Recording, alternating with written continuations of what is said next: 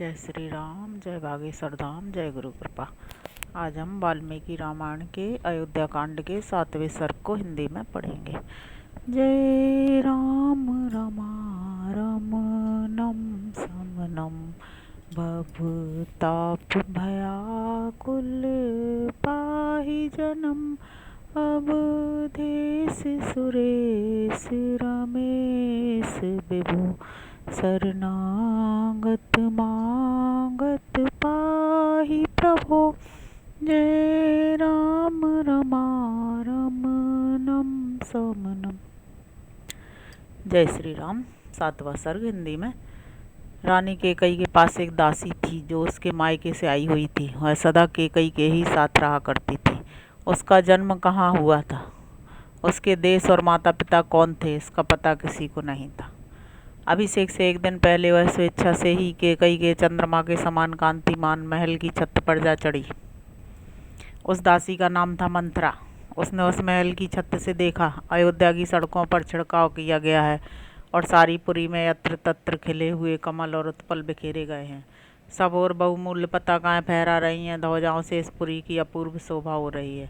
राजमार्गों पर चंदन मिश्रित जल का छिड़काव किया गया है तथा अयोध्यापुरी के सब लोग उपटन लगाकर सिर के ऊपर से स्नान किए हुए हैं।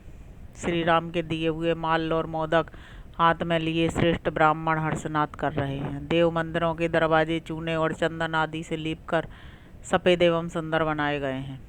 सब प्रकार के बाजों की मनोहर ध्वनि हो रही है। अत्यंत हर्ष में भरे हुए मनुष्यों से सारा नगर परिपूर्ण है और चारों ओर वेद पाठकों की ध्वनि गूंज रही है। श्रेष्ठ हाथी और घोड़े हर्ष से उत्फुल्ल दिखाई देते हैं तथा गाय बैल प्रसन्न होकर रमा रहे हैं। सारे नगर निवासी हर्षजनित रोमांच से युक्त और आनंदमग्न है तथा नगर में सब ओर से रेणीबद्ध ऊंचे ऊंचे ध्वज फहरा रहे हैं। अयोध्या की ऐसी शोभा को देखकर मंथरा को बड़ा आश्चर्य हुआ।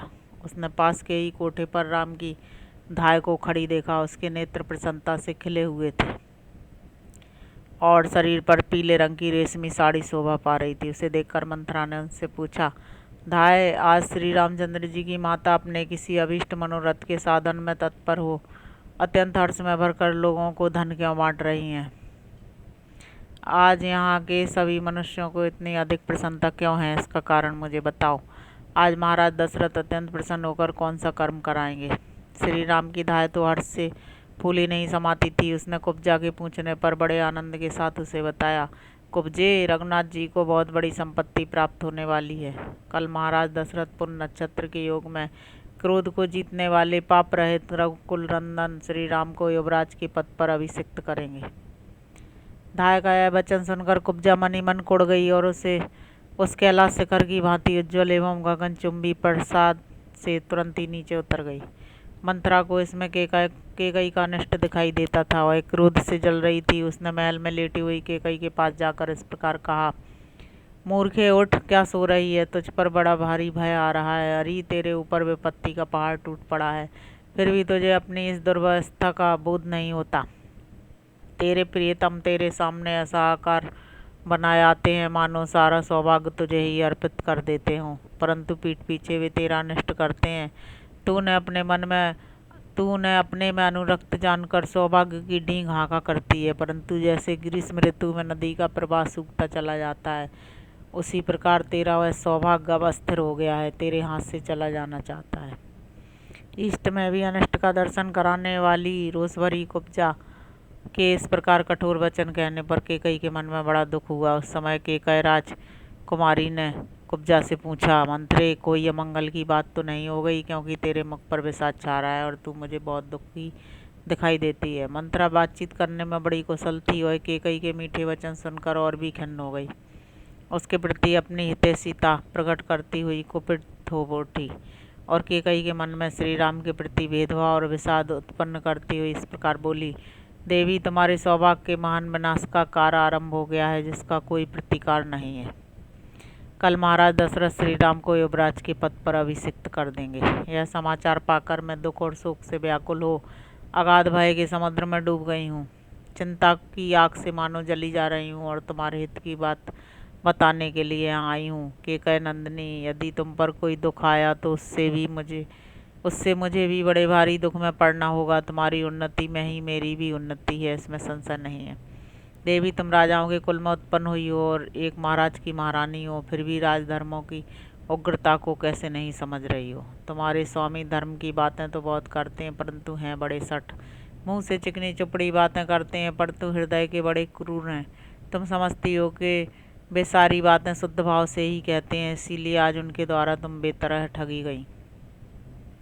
तुम्हारे पति तुम्हें व्यर्थ सांत्वना देने के लिए यहाँ उपस्थित होते हैं। वे ही अब रानी कौशल्या को अर्थ से संपन्न करने जा रहे हैं। उनका हृदय इतना दूषित है कि भरत को तो उन्होंने तुम्हारे मायके भेज दिया और कल सवेरे ही अवध के निष्कंटक राज्य पर वे श्री राम का अभिषेक करेंगे। बाले जैसे माता हित की कामना से पुत्र का पोषण करती है, उसी प्रकार पति कहलाने वाले जिस व्यक्ति का तुमने पोषण किया है वह वास्तव में शत्रु निकला। जैसे कोई अज्ञानवश सर्प को अपनी गोद में लेकर उसका लालन करे, उसी प्रकार तुमने उन सर्पवत बर्ताव करने वाले महाराज को अपने अंक में स्थान दिया है। उपेक्षित शत्रु अथवा सर्प जैसा बर्ताव कर सकता है। राजा दशरथ ने आज पुत्र सहित तुझ कैकेयी के प्रति वैसा ही बर्ताव किया है। बाले, तुम सदा सुख भोगने के योग्य हो, परंतु मन में पाप रखकर ऊपर से झूठी सांत्वना देने वाले महाराज ने अपने राज्य पर श्री राम को स्थापित करने का विचार करके आज सगे संबंधियों सहित तुमको मानो मौत के मुख में डाल दिया है। कैकेयी राजकुमारी, तुम दुखजनक बात सुनकर भी मेरी ओर इस तरह देख रही हो मानो तुम्हें प्रसन्नता हुई हो और मेरी बातों से तुम्हें विस्मय हो रहा हो। परंतु यह विस्मय छोड़ो और जिसे करने का समय आ गया है, अपने उस हितकर कार्य को शीघ्र करो तथा ऐसा करके अपने पुत्र और मेरी भी रक्षा करो। मंत्रा की यह बात सुनकर सुंदर मुख वाली कैकेयी सहसा सैया से उठ बैठी। उसका हृदय हर्ष से भर गया। वह शरद पूर्णिमा की चंद्रमंडल की भांति उद्दीप्त हो उठी। कैकेयी मन ही मन अत्यंत संतुष्ट हुई। विस्मय विमुग्ध हो मुस्कुराते हुए उसने कुब्जा को पुरस्कार के रूप में एक बहुत सुंदर दिव्य आभूषण प्रदान किया। कुब्जा को वह आभूषण देकर हर्ष से भरी हुई रमणी शिरोमणि कैकेयी ने पुनः मंत्रा से इस प्रकार कहा, मंत्रेय, तूने मुझे बड़ा ही प्रिय समाचार सुनाया। तूने मेरे लिए जो है प्रिय संवाद सुनाया, इसके लिए मैं तेरा और कौन सा उपकार करूं। मैं भी राम और भरत में कोई भेद नहीं समझती, अतः जानकर कि राजा श्री राम का अभिषेक करने वाले हैं मुझे बड़ी खुशी हुई है। मंत्रे, तू मुझसे प्रिय वस्तु पाने के योग्य है। मेरे लिए श्री राम के अभिषेक संबंधी समाचार से बढ़कर दूसरा कोई प्रिय एवं अमृत के समान मधुर वचन नहीं कहा जा सकता है। ऐसी परम प्रिय बात तुमने कही है, अतः अब यह प्रिय संवाद सुनाने के बाद तू कोई श्रेष्ठ वर मांग ले, मैं उसे अवश्य दूंगी। इस प्रकार श्री वाल्मीकि निर्मित आर्ष रामायण आदि काव्य के अयोध्या कांड में 7वां सर्ग पूरा हुआ। जय श्री राम, जय बागेश्वर धाम, जय गुरु कृपा।